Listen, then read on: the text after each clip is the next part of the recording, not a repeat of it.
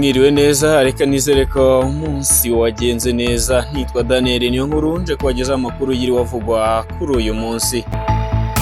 Muri aya makuru y'iriwavugwa kuri uyu munsi, reka tubabwire ko umwarimu wo muri kaminuza bari mu maboko ya RIB akaba akurikiranyweho ibyaha birimo gusambanya abana b'abakobwa biga mu mashuri yisumbuye, aho byamenyekanye ko afunganywe n'abakobwa batatu bivugwa ko bamushakiraga abo bana akabishyura amafaranga, akaba ashinjwa ko yashukishaga abo bana amafaranga.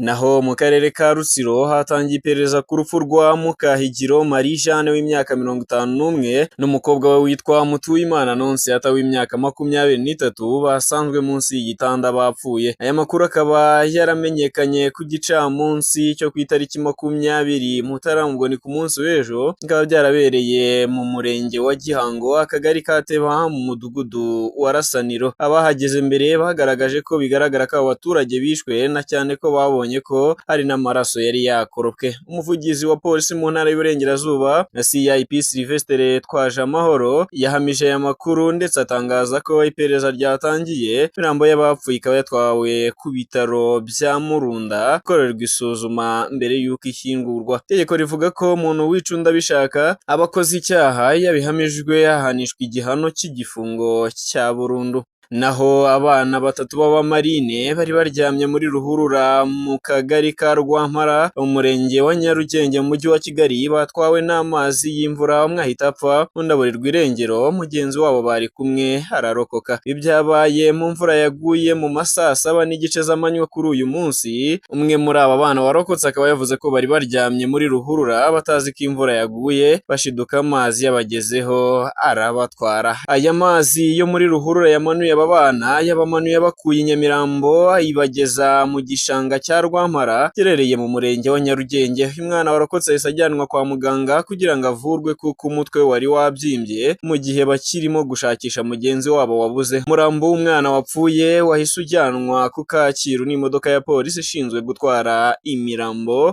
kugira ngo upimwe. N'abakristo bo mu itorero rya ADPR Karambo mu karere ka Gicumbi baratabariza inzego zibishinzwe kubera ubuhanuzi buhahanurirwa muri urwo rusengero rwabo bukomeje gusenya ingo bukanatuma bamwe bahunga itorero, mu gihe umushumba wa ADPR mu Rwanda yamagana ubuhanuzi nk'ubwo ndetse akavuga ko icyo kibazo agiye kugikurikirana. Abakristo bo mu itorero ADPR Karambo riherereye mu kagari ka Rukurura umurenge wa Kaniga mu karere ka Gicumbi nibo bagaragaza ko ubuhanuzi bwadutse mu rusengero rwabo bukomeje guteza ingaruka ziri mu gusenya ingo za bamwe mu bo basengana bitwaje ubwo buhanuzi. Abakristo banavuga ko ubuhanuzi buhanurirwa mu rusengero rwabo bukomeje no gusenya ingo za bamwe muri bo, bakanavuga ko abasore bategekwa gushaka abo batarambagije bakabagenera abo badashaka bitwaje ubwo buhanuzi. Wanze gushaka uwo bamuhitiyemo bakamutongera imivumo kugeza ubwo bamwe bacika muri urwo rusengero. Mushumba mukuru w'itorero ADPR mu Rwanda Reveranda Yizeye Isayi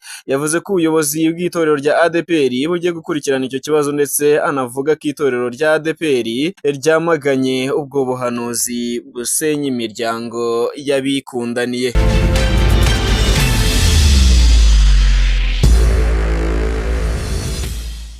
Naho mu mikino uyu munsi icyo twababwira nuko ishyirahamwe ry'umupira w'amaguru mu Rwanda Ferwafa ryahagaritse imikino ine umusifuzi wo ku ruhande Jado Aristote uhanze igitego cya APR FC mu minota ya nyuma y'umukino yanganyijemo na Arimereki ubusa ku busa ku cyumweru tariki ya 18 Mutarama. Naho abakinnyi babiri bakinira AS do Kigali, Isaka Ezel ukina mu bwugarizi na Rudasingwa Prince ukina mu busatirizi bagurishijwe muri Police FC igiye gusohora abandi mbere y'uko imikino yo kwishyura ya shampiyona itangira. Nyuma y'ibiganiro hagati y'impande zombi na nyuma y'uko Bruce Melody asohoye itangazo ko azakorana na The Ben ariko akabihakana, kuri ubu ngubu yaje kwisubiraho akura ku mbuga nkoranyambaga ifoto yari yifashishije agaragaza ibitaramo bya Bruce Melody, agaragaza ko atazitabira ibitaramo Bruce Melody yari yatangaje. Nyuma y'uko Bruce Melody asohoye ifoto yamamaza ibitaramo bizenguruka igihugu azakorana na The Ben, umuhanzi we yagiye ku mbuga nkoranyambaga ahakana iby'ayo makuru. The Ben yifashishije ifoto Bruce Melody yari amaze gusangiza abakunzi be, maze yandikaho ijambo rigira riti fake news. Aha uyu muhanzi akaba yarashaka kuvuga ko ibyo bitaramo ari amakuru y'ibihuha. Ibi bitaramo ni bimwe mu byari mu masezerano yo kugira ngo Bruce Melody yitabire igitaramo The New Year Groove cya The Ben aherutse gukora muri BK Arena ku itariki ya mbere Mutarama y'umwaka 2026. Naho mu gihugu cy'Ubushinwa, Ubushinwa bwatangaje ko abafata icyemezo cyo gushyingiranwa biyongereyeho 8.5% mu mezi 9 ya mbere y'2025, binatanga icyizere ku bacuruza imyenda y'abageni. Abacuruza imyenda y'abageni mu mujyi wa Huibridan bagaragaza icyizere ko abashyingiranwa bashobora gukomeza kwiyongera no mu bihe biri imbere, bitandukanye nuko mu myaka yashize umubare wabo wari muto cyane. Imibare igaragaza ko igipimo cy'imbyaro mu Bushinwa cyagabanyutse, ko cyageze ku bana 5.63% bavuka mu bantu 1000, ni ukuvuga mu mwaka 2025, kivuye kuri 6.39% bavuka ku bantu 1000 bariho guhera mu mwaka 2023.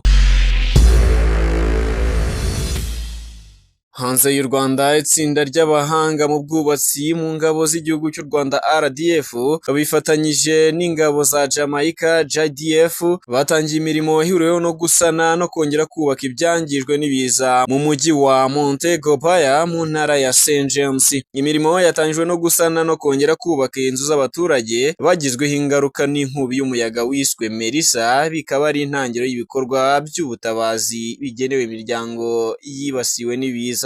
Naho amategeko mashya akaze muri Australia agenga intwaro yemejwe kuri uyu wa kabiri, harimo gahunda yo kugarura no gukusanya intwaro ziri mu baturage, kugabanya yinjizwa ry'intwaro mu gihugu, gukaza isuzumwa ry'abasaba impusha zo gutunga imbunda. Kugeza ubu Australia ifite izirenga miliyoni 4, umubare utarigeze ugerwaho na mbere. Nk'uko abayobozi babitangaje, ibisobanuro birambuye kuri gahunda yo kugarura imbunda izikura mu baturage ntiramenyekana, ariko biteganyijwe ko izaba ari nini cyane kurusha yakozwe nyuma y'ubwicanyi bwo mu mwaka 1996 i Port Arthur muri Tasmania, aho umuntu umwe yishe abantu 35. Icyo gihe gahunda yo kugura imbunda yatangajwe nyuma y'iminsi 12 gusa.